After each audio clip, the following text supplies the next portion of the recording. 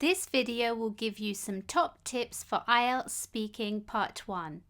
In part 1 of the test, the examiner will introduce him or herself and ask some general questions on familiar topics to get to know you. I will talk you through 4 things that you should do in the speaking part of your examination. Number 1. Use connectors. Use connectors to improve your fluency of speaking. There are a range of connectors that you could use.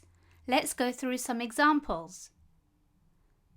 Connectors for adding: also, and, moreover, furthermore, additionally.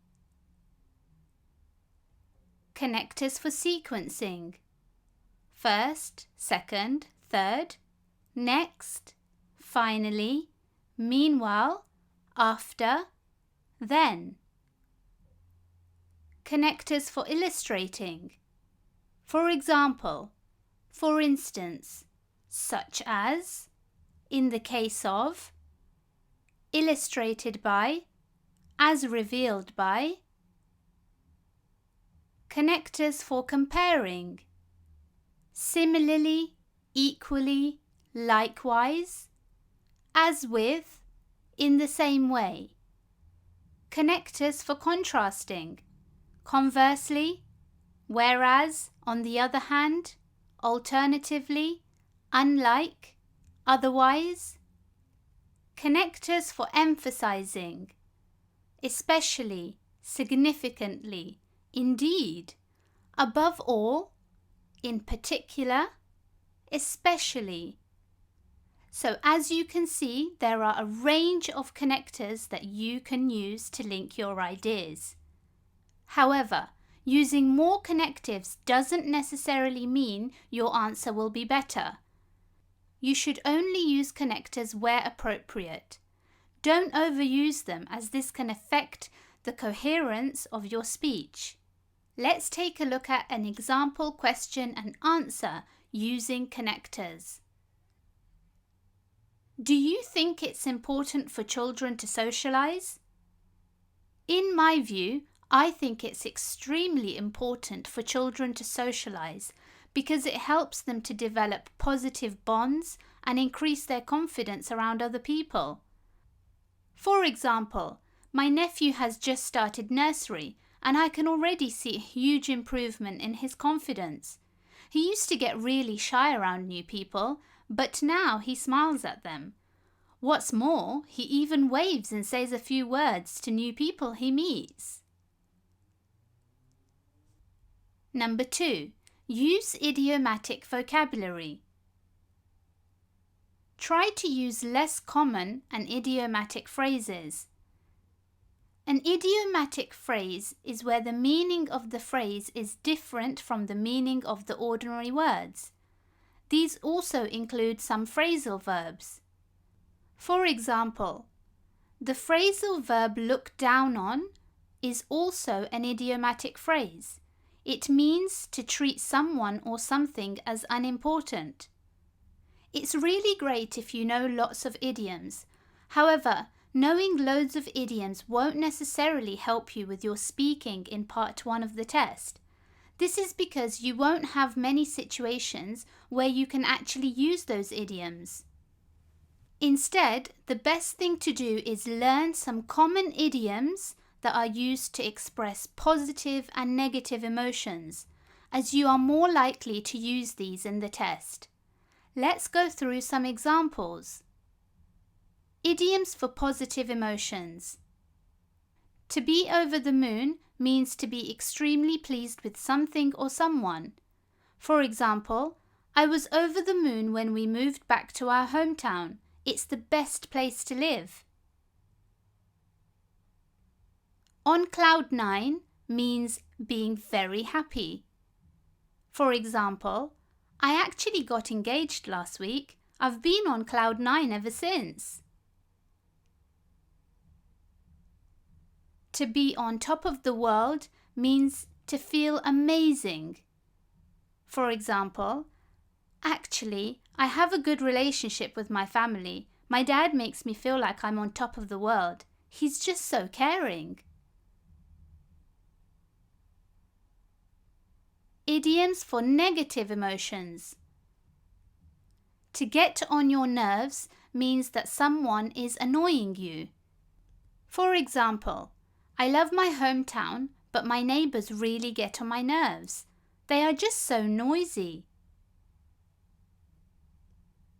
It drives me up the wall. This means something is really annoying you. For example, it honestly drives me up the wall when people just throw away food. In my house, we are really against this. It makes my blood boil. This is used when something makes you extremely angry. For example, my family are great, but my brother is so rude. Just his presence makes my blood boil. Let's go through an example question and answer where idiomatic phrases are used. What is the best thing about your hometown? Well, there's actually a lot of great things about my hometown, but the main thing that stands out to me is how friendly everyone in our community is. I actually had to move to another town for a couple of years, so when I returned to my hometown, I was over the moon. I just missed the friendly atmosphere and all the lovely people. I've lived in many other towns and honestly, the people just get on my nerves. No place can compare to my hometown. It's just wonderful. Number 3. Widen your vocabulary. In order to achieve a Band 7, you need to show that you can use a wide range of vocabulary. This is needed so that you can discuss a range of topics. In order to widen our vocabulary, we should use synonyms, antonyms, and adverbs. Let's go through these. Synonyms are words with similar meaning. For example, pretty, gorgeous, beautiful. Antonyms are words with opposite meanings. It's important that we try to improve our sentences and our vocabulary so they sound more interesting and so we can get our point across better.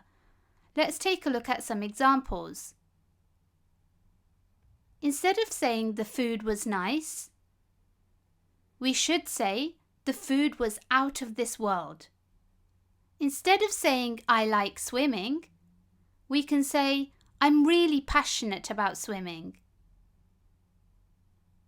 Instead of saying Paris is beautiful, we could say Paris is the most amazing city I have visited. Let's take a look at an example question and answer where synonyms are used. What is the most exciting holiday you have had? To tell you the truth, I haven't had many holidays because of financial constraints. The most recent holiday was to Indonesia. I have to say, it was definitely the best holiday I have had. The beaches were breathtaking and the people were ever so friendly.